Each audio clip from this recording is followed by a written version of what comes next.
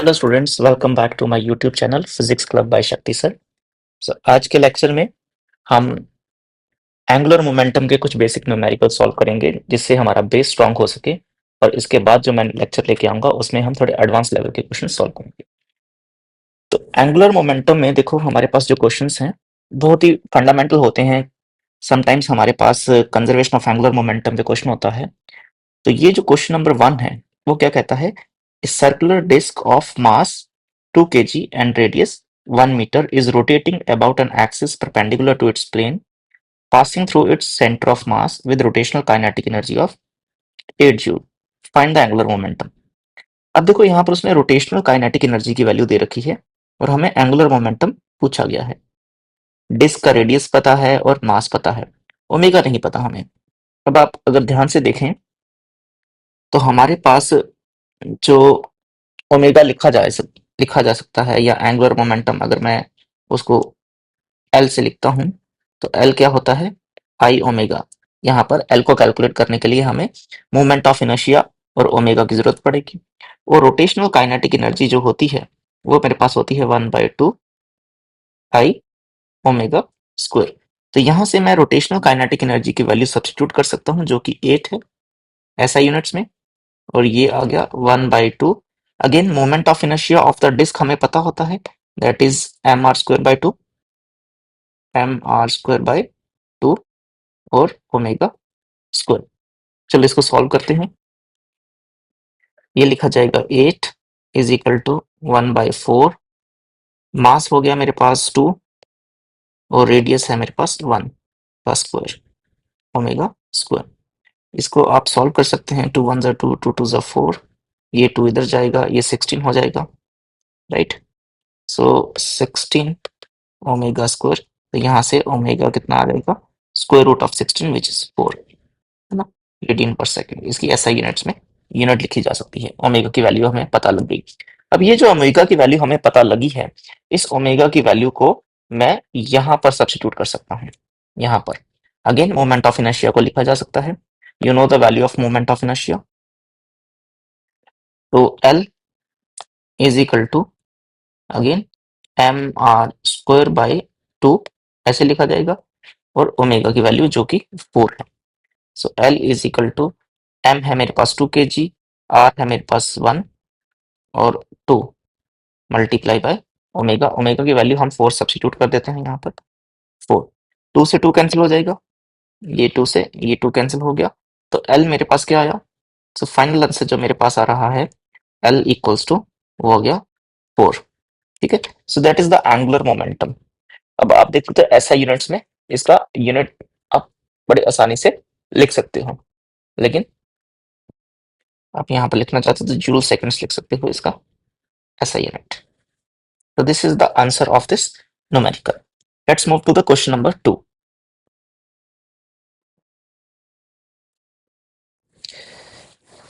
Question number 2 screen पे है।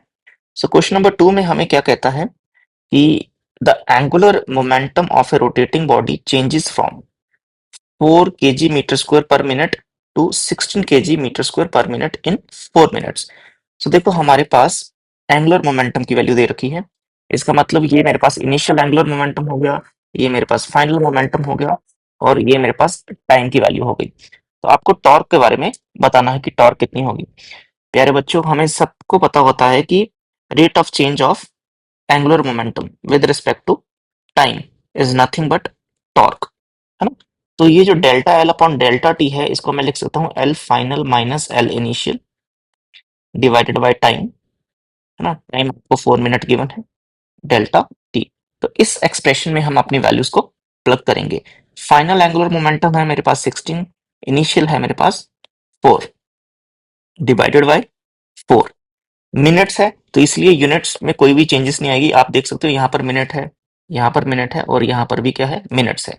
अगर यहाँ सेकंड्स होते, यहाँ सेकंड्स होते तो मुझे ये भी सेकंड्स कन्वर्ट करने पड़ते। चलिए अब इसको सॉल्व करते हैं। 16 माइनस 4 अगर आप देखोगे तो वो कितना हो जाएगा? 12/4 सॉल्व कर सकते हैं। 4 3 जा 12 होता है। सो टॉर्क का जो आपके पास आंसर आएगा दैट इज 3 न्यूटन सेकेंड, है ना। Sorry newton meter, 3 newton meter. ये आ गया आपके पास torque answer. This is the answer for problem number 2। Let's move to problem number 3। Problem number 3 discuss करते हैं। देखो प्रॉब्लम नंबर 3 स्क्रीन पर है। प्रॉब्लम नंबर 3 क्या कहता है कि a disc of mass 2 kg and radius 0.2 meter is rotating with angular velocity of 30 radian per second with an angular velocity. If a mass of 0.25 kg is put on the periphery of the disk, so what is the angular velocity? तो हमें इसका angular velocity calculate करना होगा। देखो हमें initial angular velocity, initial situation दे रखी है। ये है आपके पास इनिशियल एंगुलर वेलोसिटी, आपके पास मास है, आपके पास रेडियस है। कहता है कि इस डिस्क के ऊपर अगर धीरे से हमने एक और मास रख दिया तो फिर इसकी एंगुलर वेलोसिटी क्या हो जाएगी, है ना। जैसे मैं कहूं कि मेरे पास ये सिचुएशन है, ये मेरे पास एक डिस्क है, राइट, ये मेरे पास एक डिस्क है। तो इसके इसका मास हमें पता है, इसका रेडियस हमें पता है। तो ये इसका रेडियस हो गया, दैट इज 0.2 मीटर, है ना। मास हो गया इसका मास है 2 kg, और let's say this is the axis of rotation, है ना। ये एक्सिस ऑफ इसका रोटेशन है, और ओमेगा से ये चल रहा है। इसका ओमेगा इनिशियल आपको दे दिया गया है 13 रेडियन पर सेकेंड, ये वैल्यू आपको दे दी गई है। कहता है कि जब इसके ऊपर धीरे से हम यहाँ कहीं कोई एक छोटा सा ऑब्जेक्ट रख देते हैं जिसका मास है 0.25 kg, तो फिर मोमेंट ऑफ इनर्शिया सिस्टम का बदल जाएगा। मोमेंट ऑफ इनर्शिया बदल जाएगा तो इसका एंगुलर वेलोसिटी भी बदल जाएगा, आपको पता है स्लो हो जाएगी, ठीक है। तो ये किस स्पेस पे, जब आप धीरे से इस ऑब्जेक्ट को यहाँ पर रखोगे तो अगेन हम लिख सकते हैं the external torque acting on the system is zero. External torque क्या होगा, जीरो होगा अबाउट द एक्सिस। थोड़ी सी थ्योरी जानना चाहोगे तो वही देखो क्या होगा कि जब भी कोई बॉडी इस तरह से घूम रही है तो इसके ऊपर सेंट्रीपिटल फोर्स लगती है, ठीक है। सेंट्रीपिटल फोर्स किस तरफ लगती है, सेंटर की तरफ लगती है। जब सेंटर की तरफ आपके पास सेंट्रीपिटल फोर्स लगेगी तो इस सेंट्रीपिटल फोर्स के कारण जो टॉर्क होगा इस सेंटर या एक्सिस के अबाउट वो कितना हो जाएगा, जीरो हो जाएगा। क्योंकि फोर्स कहां से पास कर रही है, एक्सिस ऑफ रोटेशन से पास कर रही है। तो एक्सिस ऑफ रोटेशन के अबाउट टॉर्क की वैल्यू क्या हो जाएगी, जीरो, क्योंकि परपेंडिकुलर डिस्टेंस जीरो हो गया। हम क्या सीखते हैं, हमें पता होता है कि अगर हमारे पास कोई एक ऑब्जेक्ट है ना, तो इस एक्सिस के, इस पे कोई फोर्स लगा दी मैंने, इस पे मैंने कोई फोर्स लगा दी, तो टॉर्क एक्सिस के अबाउट निकालना है तो मेरे पास ये परपेंडिकुलर डिस्टेंस होना चाहिए, ठीक है। लेकिन तो इसमें टॉर्क होगा, टॉर्क क्या होगा, फोर्स मल्टीप्लाई परपेंडिकुलर डिस्टेंस।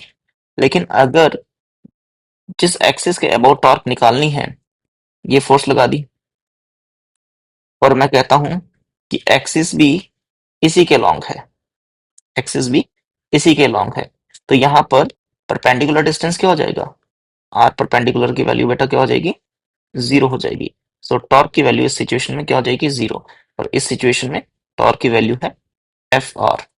तो सेम सिचुएशन, ये सेकंड वाली सिचुएशन यहाँ पर बैठ रही है कि फोर्स भी इसी डायरेक्शन में लग रहा है जिसको हम सेंट्रीपिटल फोर्स बोलेंगे, ठीक है। तो जो परपेंडिकुलर डिस्टेंस है और ये फोर्स कहां से पास कर रहा है, this force is passing through the axis, जो सेंट्रीपिटल फोर्स है that is passing through the axis of rotation, through the axis of rotation. अब एक्सिस ऑफ रोटेशन से अगर पास कर रहा है, देयरफॉर कि जो एक्सटर्नल टॉर्क होगी इस सेंट्रीपिटल फोर्स के कारण वो कितनी हो गई, जीरो। तो जब एक्सटर्नल टॉर्क जीरो हो गई, so we can say that the angular momentum is conserved, that is L initial is equal to L final, angular momentum is conserved. So इसको लिख सकते हैं I one omega one is equal to I two omega two. इस तरह से इस question को हम सॉल्व कर सकते हैं। अब मोमेंट ऑफ इनर्शिया हम निकाल सकते हैं डिस्क का। डिस्क का मोमेंट ऑफ इनर्शिया क्या होता है? mr² by 2 और ओमेगा 1 आपको दिया हुआ है। और बाद में जो मोमेंट ऑफ इनर्शिया सिस्टम का होगा that is mr² by 2 plus m dash R square. ठीक है ना? ये जो m डैश आर स्क्वायर है that is the moment of inertia of this particle about the axis. एक पार्टिकल का, और ये डिस्क का, और ये पार्टिकल का। ये है आफ्टर, ये है बिफोर की सिचुएशन। क्लियर होगी बात? चलो, आप यहां से थोड़ी सी और कैलकुलेशंस कर सकते हो। That is mr² by 2 omega 1 is equal to mr² plus 2 m dash R square divided by 2 omega 2। अब यहां से देखो, ये जो आर स्क्वायर है, ये आर स्क्वायर है, और ये आर स्क्वायर, ये कैंसिल हो जाएंगे। ये 2 और ये 2 भी कैंसिल हो जाएगा। तो हमारे पास जो एक्सप्रेशन बचेगा that is m omega 1 is equals to m plus 2m dash omega 2। ये एक्सप्रेशन बचा। So m omega 1 divided by m plus 2m dash is equal to omega 2। Clear होगी बात? ये एक्चुअली कैपिटल M है, ठीक, disc के लिए। ये डिस्क का है, m डैश नहीं है। अब यहाँ पर डिस्क का मास कितना था वो हम पुट कर सकते हैं। डिस्क का मास 2 kg था, 2 kg लिखिए। रेडियस कितना था? 0.2 था। और पार्टिकल का मास था 0.25, है ना? ये सारी बातें हम यहाँ पर सब्स्टिट्यूट कर सकते हैं। जैसे ही हम ये सारी बातें यहाँ पर सब्स्टिट्यूट करते हैं तो देखो हमारे पास क्या आंसर आएगा। इसमें लिखा जाएगा 2 kg, और ओमेगा है 30, ठीक है। और again 2 plus 2 multiply 0.25 is equal to omega 2। तो इस एक्सप्रेशन को हम सॉल्व करें अगर, this is 60 divided by 2 plus, इसको अगर हम सॉल्व करेंगे ये हो जाएगा 0.5 is equal to omega 2। So 60 divided by 2.5 is equal to omega 2। इसको जब आप कैलकुलेट करोगे, इसको जब आप कैलकुलेट करोगे तो हमारे पास क्या सिचुएशंस आ जाएंगी? That is 600 divided by 25, decimal को ऊपर लेके आएंगे। और ये अब आप 5 के टेबल से इसको सॉल्व कर सकते हैं। हमारे पास आएगा 25 radian per second is equal to omega 2। तो ये आंसर आएगा हमारा इस क्वेश्चन का। क्लियर होगी बात बेटा? चलो नेक्स्ट क्वेश्चन देखते हैं।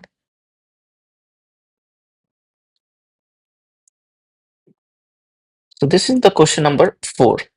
तो क्वेश्चन नंबर 4 काफी स्टैंडर्ड क्वेश्चन है, बेसिक क्वेश्चन है, हमें आना चाहिए। कहता है कि if the radius of the earth contract 1/n of its present day value, what is the length of the day will be. मतलब अगर अर्थ का रेडियस सिकुड़ जाए, है ना, कि पहले अर्थ बड़ा था तो उसका रेडियस ज्यादा था ना, उसका रेडियस आर था, तो ये उसका रेडियस था आर। अब क्या हो गया? अब उसका रेडियस छोटा, अब ये अर्थ सिकुड़ गई है, छोटी हो गई है, तो उसका रेडियस जो है वो कितना हो गया है? r/n हो गया है। जब ऐसा हो जाए, तो जब ये सिचुएशन थी, प्रेजेंट डे था, तो t की वैल्यू कितनी होती है? 24 आवर होती है ना? 24 आवर्स होती है t की वैल्यू यहाँ पर। तो कहता है कि फिर दिन कितना हो जाएगा? तो t डैश का क्वेश्चन मार्क पूछ लिया गया कि अगर रेडियस छोटा हो गया तो बताइए कि कितने टाइम का एक दिन होगा। तो ये क्वेश्चन है, काफी स्टैंडर्ड क्वेश्चन है, हर क्लासरूम में ये क्वेश्चन डिस्कस होता है, तो हम भी करेंगे। देखो जो रेडियस सिकुड़ा है, इसका कॉन्ट्रैक्ट हुआ है अर्थ का शेप, उसमें कोई एक्सटर्नल फैक्टर्स नहीं आए हैं, कोई एक्सटर्नल फोर्स नहीं लगी है ना? तो हम अगेन यहाँ कहेंगे as the external force acting on the system is zero. External force zero है, एक्सटर्नल टॉर्क भी जीरो है, देयरफॉर द एंगुलर मोमेंटम क्या होगा? कंजर्व रहेगा। सो एंगुलर मोमेंटम जो इनिशियल था और एंगुलर मोमेंटम जो फाइनल होगा सिस्टम का, वो क्या रहेगा? सेम रहेगा। So again this question is based on conservation of angular momentum. तो कंजर्वेशन ऑफ एंगुलर मोमेंटम को ध्यान में रखते हुए हम लिख सकते हैं इसको I1 ω1 is equals to I2 ω2, है ना। ये सिनेरियो जब मैं लिखता हूं तो हमें पता है कि अर्थ का जो मोमेंट ऑफ इनर्शिया होगा दैट इज, अगर मैं इसको स्फीयर कंसीडर करता हूं तो 2/5 m r², ठीक है, और ओमेगा नॉट लिख देता हूं। और बाद में जो मोमेंट ऑफ इनर्शिया है 2/5 m, रेडियस बदल गया, अब क्या हो गया रेडियस r/n² और ओमेगा डैश, ऐसा लिख देता हूं। अब यहां से आपके सामने बहुत सारी बातें हैं जो कैंसिल हो जाएंगी। देखो, ये टर्म कैंसिल होगी, ठीक है, r² से r² कैंसिल हो जाएगा, तो मेरे पास जो सिचुएशन रहेगी वो होगा omega naught is equals to 1/n² omega dash. ये सिचुएशन बची। अब ओमेगा को मैं टाइम पीरियड में कन्वर्ट कर सकता हूँ, है ना, ओमेगा को टाइम पीरियड में कन्वर्ट कर सकता हूँ। तो यहां से लिख सकते हैं n² omega not equals to omega dash, right. So n² omega को क्या लिखते हैं बेटा, 2π/t, ऐसे लिखा जा सकता है, is equal to 2π/t dash, इस तरह से लिख दिया मैंने। तो ऐसा लिखने से क्या हुआ कि 2π से 2π वाली टर्म कैंसिल हो गई, तो टी डैश की वैल्यू क्या आ जाएगी, सो मेरे पास आएगा n²/t is equal to 1/t dash. So T dash is equal to t/n², ये एक्सप्रेशन आ जाएगा ना। टी आपको पता है 24 आवर्स है, एन की अगर कोई वैल्यू होगी आप इस रिजल्ट को याद भी रख सकते हैं ना, कि अगर आपको वैल्यूज दे दी जाए, है ना, कि एन की वैल्यू 2 हो जाए ना, कि रेडियस हाफ हो गया, तो अगर रेडियस हाफ हो जाए, है ना, लेट्स से कि रेडियस हाफ हो गया, रेडियस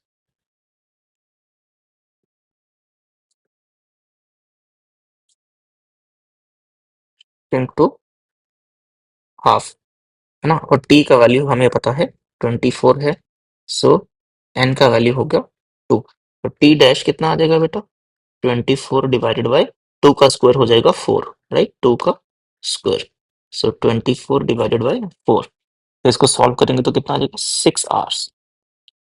इस तरह से क्वेश्चन स्ट्रेट फॉरवर्ड इजी वाला क्वेश्चन पूछा जा सकता है। नेक्स्ट क्वेश्चन डिस्कस करते हैं।